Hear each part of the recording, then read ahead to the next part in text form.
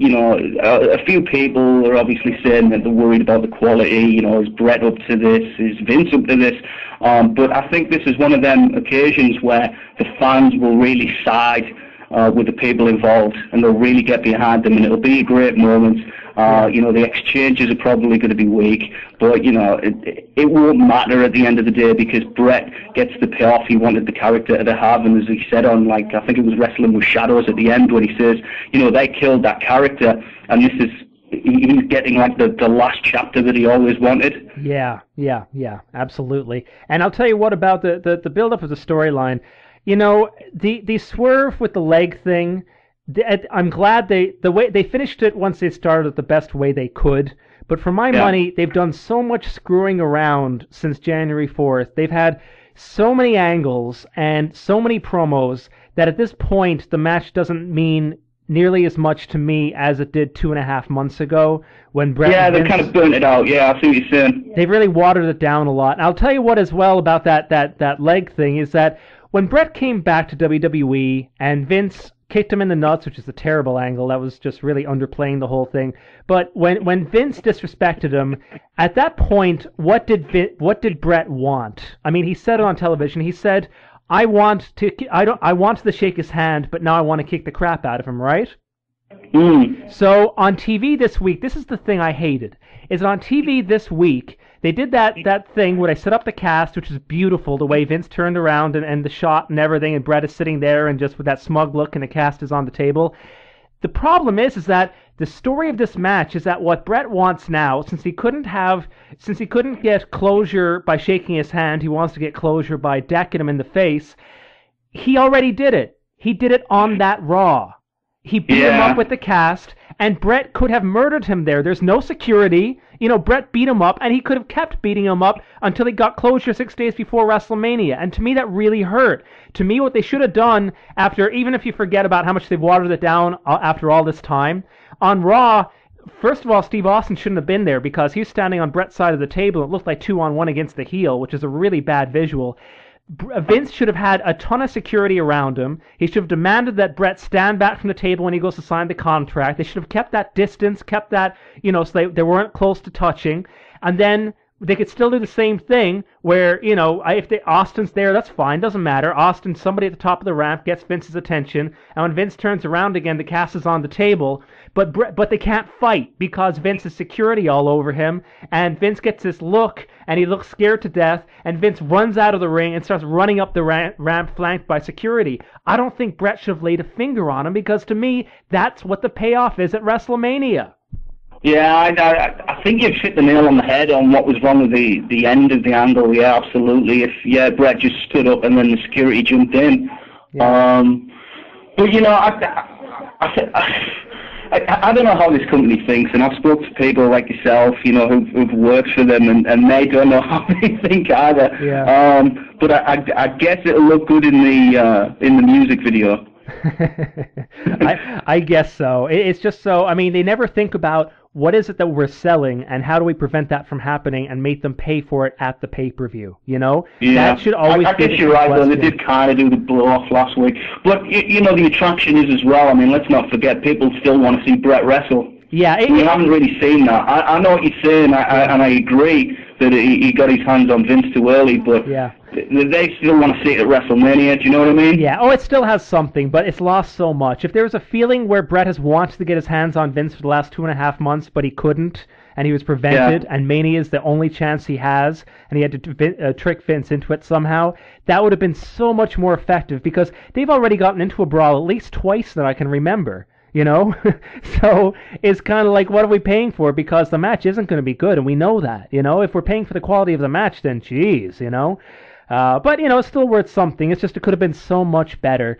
And speaking of so much better, that brings us to Triple H versus Sheamus.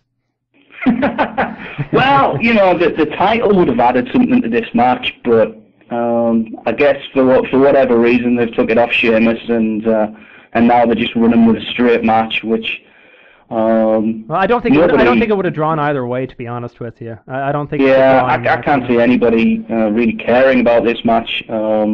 Especially, the Triple H has done himself no favors, coming out and saying, well, Sheamus, you may have done this and that, but you've never, been at WrestleMania, you've never been on the grandest stage, and he was champion. Yeah, I know. I like Hunter. Yeah, a couple of things Hunter said were really dumb. They really were dumb. I mean, saying you haven't beaten me, that's fine. Saying you haven't, been to WrestleMania or whatever, that's fine. But saying that he's done nothing when the guy won the belt, I mean, we talk about how badly diminished the belt is. In fact, you had a great rant about it a couple of episodes ago about the diminishing of the respect towards the title belt, and this is just another, just small example of what they do that leads to that. But Triple H is that insecure kind of guy who has to make himself above everybody else. That's certainly been the signal he's sent for 10 years now, and this really isn't a change of the plan. Who do you see going over? Triple H. Unless, they could go down the Sheamus route. If Sheamus wins, perhaps that's when Triple H will blow the fuse and perhaps, turn on Shawn Michaels, which is another rumor that's going around. But I really don't know. I hope they don't go down that route because that dilutes Undertaker and Shawn. Oh, yeah. But I just can't see Sheamus winning this match. I don't know.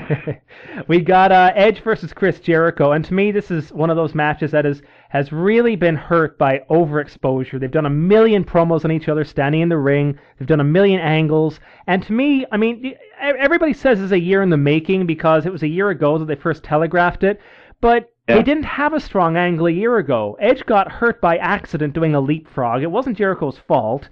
And because Jericho took a couple of pot shots at him in interviews over the last year, to me, that doesn't make me necessarily care about them fighting at WrestleMania.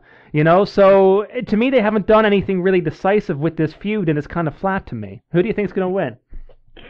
It's going to be Edge. I would have, if Black Backlash still existed, and this is bizarre thing to say, I'm sure, but I would have perhaps said Jericho would have won, and they would have went to Backlash and done the title switch there, which was one of those sort of booking decisions that they've made in the last 10 years or so since Backlash has existed, where it's come to sort of replace WrestleMania. I guess it goes back to that WrestleMania where Rock should have won the belt, and instead Triple H went over, and then they went to that great Backlash show in, I think it was 2000. That's right. Where The Rock, finally got retribution, and he won the belt, and it really should have been at WrestleMania. I would like to think that Edge was winning this, and going back to your point as well, I started to care about this match the moment that Edge stepped in the ring at the Royal Rumble. It was only after that, like the SmackDown, I think it was, when Edge confronted Jericho backstage, and they had this sort of face-off.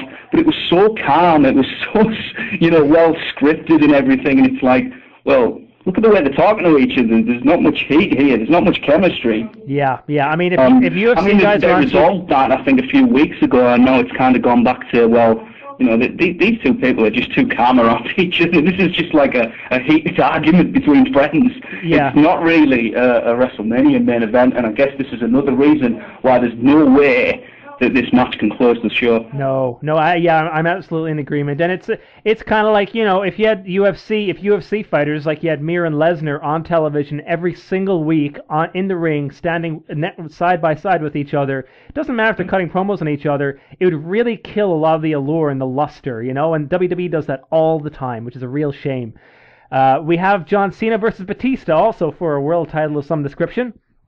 There would have been more interest if this was a tag team match, I've got to say, if it was Vince and Batista. Obviously, that would take something away from Vince versus Brett. I actually think it would add a lot because I guess Batista and Cena, they blew this match really in a big way. It wasn't SummerSlam. Was it SummerSlam the year before last? Yeah.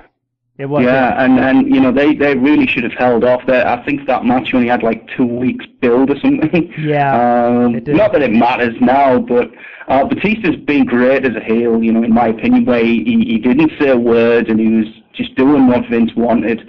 At this point, I'm not so sure how many people really care about this match. I mean, this is just an undercard match. Yeah. I'm actually looking forward to it. I would have liked the tag more simply because I actually think Vince versus Brett would have been better with those two involved, just because the layout of the match could have been more dramatic and led to the hot tag of Vince versus Brett after 15 minutes, which I think would have been a hotter way. And then Brett could simply do a short comeback and win, because now he's going to be exposed by having to go several minutes with Vince, which